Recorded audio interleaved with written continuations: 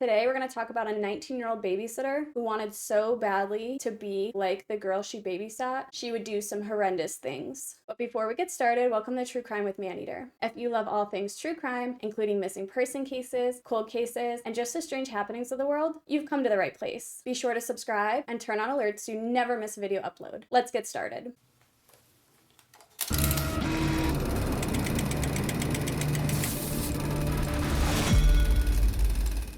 In 1999, Rachel Barber was a 15-year-old girl living in Melbourne, Australia. Rachel was passionate about dance and modeling, and she had some big dreams at only 15, including starring in musicals. Rachel was described as absolutely beautiful, incredibly tall, and just lovely in every single way. And although Rachel really did have a good life, she was struggling academically. Academics really wasn't her priority. She really wanted to dance, and she put all her time and energy into dancing. Her parents were incredibly supportive of her dreams, so they allowed her to go to this new dance academy and leave her old school. It's incredibly apparent that her parents really wanted her to succeed and they really believed in her dreams, so they would do anything in their power to help her get there. And although Rachel was only 15, she was beloved by so many people. She had a great group of friends that adored her, and she even had a very steady boyfriend who was madly in love with her. She was even beloved by her 19-year-old babysitter, Caroline Reed Robertson. And in a twisted turn of fate, that love her babysitter once had for her would turn into an obsession. On the evening of March 1st, 1999, Rachel would attend her dance class as usual, but the ones around her would soon learn that night was going to be anything but usual. At around 5:45 p.m. after her dance class, Rachel took the tram and then she vanished, and no one knew what happened to her. She was supposed to meet her father at 6:15 that night, and she had all intentions of coming back, but as he stood there and waited for her, he soon realized something had to be wrong. And for nearly 2 weeks after that evening,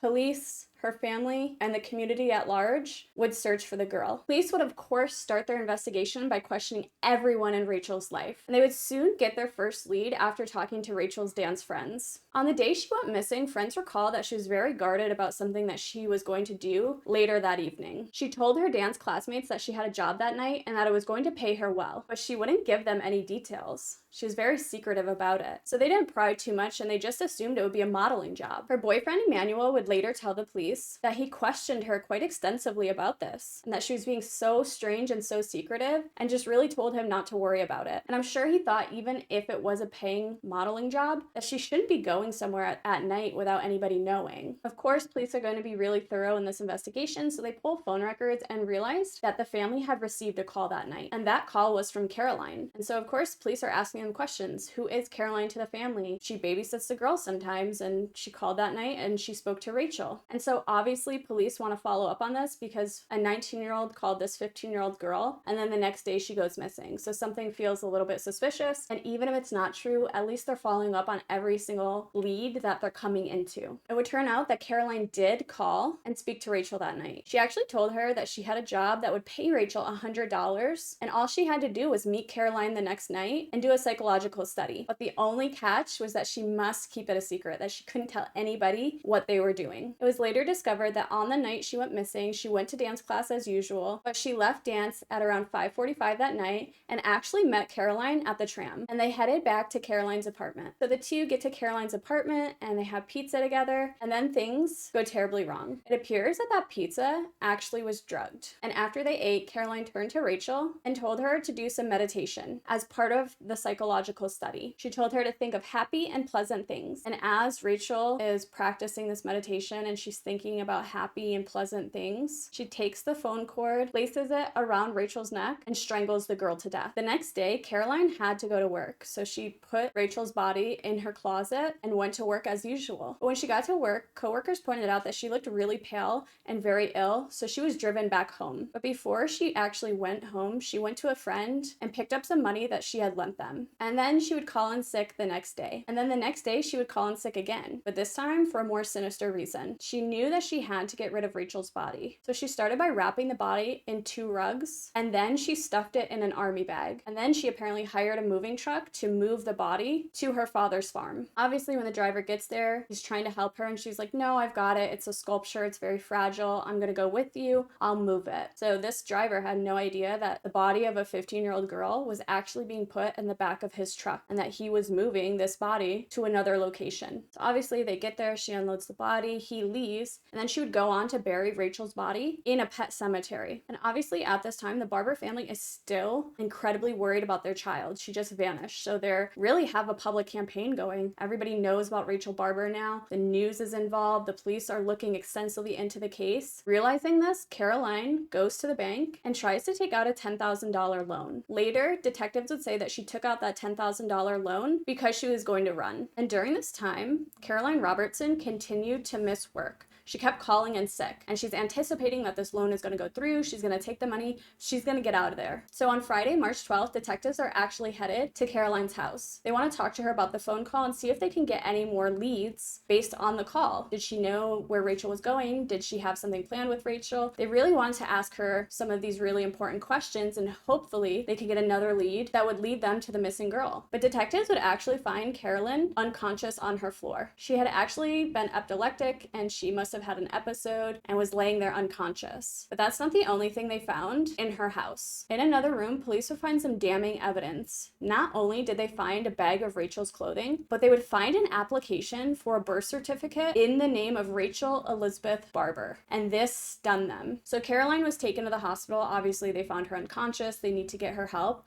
And while in the hospital, she actually tells police where Rachel can be found. Of course, detectives call Caroline's father, David, and with David's help, they locate the body of 15-year-old Rachel Barber. And when they recovered her body, she still had the phone cord around her neck. So obviously, police are still investigating this crime because now they have a homicide. And in Caroline's apartment, they find her journal, and she had detailed the crime in that journal. One of the entries said, on the way to dance school, say that she can't tell anyone that she's meeting me, as I'm not allowed to give the study results to anyone. Ethics highly confidential. Not even your boyfriend or parent. Drug Rachel, toxic over mouth. I'm not really sure what that means. Put body into army bags and disfigure and dump somewhere way out. Another entry read, check farm, including bag, Tuesday arrange bank load, moving van, night to disguise hair, thoroughly clean house, and steam clean the carpet. She also went on to talk about Rachel in these journal entries. Another entry would read, Rachel was always wild, let run barefoot in the country, began dating very young, very talented at classic ballet, rebelled and gave up a few times, tried modeling, dropped out of school early, year 9, began new dance school, strikingly attractive, dancer's body, very clear pale skin, hypnotic green eyes, dyed hair, lots of different colors. And it's very clear by that last entry that at some point, Caroline began to obsess over Rachel. And in these journal entries, she would actually go on and talk about herself. In one entry, when she was talking about herself, she would go on to say, I feel like a troubled and tortured lost soul who has been thrown into a world of angels. She also called herself an alien with horrible things bottled up. It's very evident by these journal entries that Caroline was very insecure about herself. And it seems like the motive for this crime was because Caroline literally wanted to become Rachel. She wanted to take the 15-year-old girl's identity. And in a report, a forensic psychologist stated that Caroline actually selected a victim whose qualities that she believed were lacking in herself. So she chose Rachel because Rachel was everything that she wasn't and couldn't be. He said, it is possible that she thought she could somehow magically reinvent herself in the image of the victim. The prosecution would go on to say, it does seem likely that the motive is to be found, if at all, in the accused obsession and her jealousy of Rachel's attractiveness, popularity, and success, and perhaps a desire on the part of the accused to emulate the success of a younger person with whom she had become infatuated. Caroline obviously went to trial for the murder of Rachel and was sentenced to 20 years with a minimum of 14 and a half years served before she would be eligible for parole. A psychologist that actually treated Caroline in jail went on to say that before Caroline actually took Rachel's life, her fate hadn't actually been sealed. He said, there's There's a poignant and disturbing moment in which Rachel Barber's fate seemed to waver in the balance. Caroline told me that she had been in a daze. Then, just for a moment, the veil lifted, and she said, "I didn't want to do it, but something said I was in so much trouble now, I had to." And it was though the veil had dropped again. That actually enrages me to no end because that's just an excuse. Caroline could have just let Rachel go home that night and dealt with the consequences of whatever that fallout might be. And it could have been very minimum. Rachel could have gone home, went to sleep. Maybe nobody would have ever questioned what had happened. Instead, she made an active choice to murder the 15-year-old girl in order to try to become her. She was actually diagnosed with a personality disorder while in prison, but there's no mention if she was receiving treatment for this personality disorder while in prison. Unfortunately, Caroline would be released from prison in 2015. And obviously, Rachel's family was opposed to Caroline's parole because she didn't serve any real time. She took a 15-year-old girl's life and gets to live her life. So it doesn't seem fair that she is out now and doing whatever she wants to do. But they did express that they wish her the best and that they hope she turns her life around and does something good. Rachel's mother also went on to say, "I don't know what kind of work she could do. She is an intelligent woman, not intelligent in that she plotted and murdered our daughter, but in terms of her IQ." The Barbers also noted that they never want to hear from Caroline, and they don't believe that she's a danger to them, but they also don't want her to be a danger to anyone else in society. But that's it for today, guys. If you like this video or any other video on my channel, be sure to subscribe and turn on alerts so you never miss video upload. And if you have a suggestion for a case you'd like me to cover, be sure to pop it in the comments and I'm going to get to as many of them as possible. See you next time.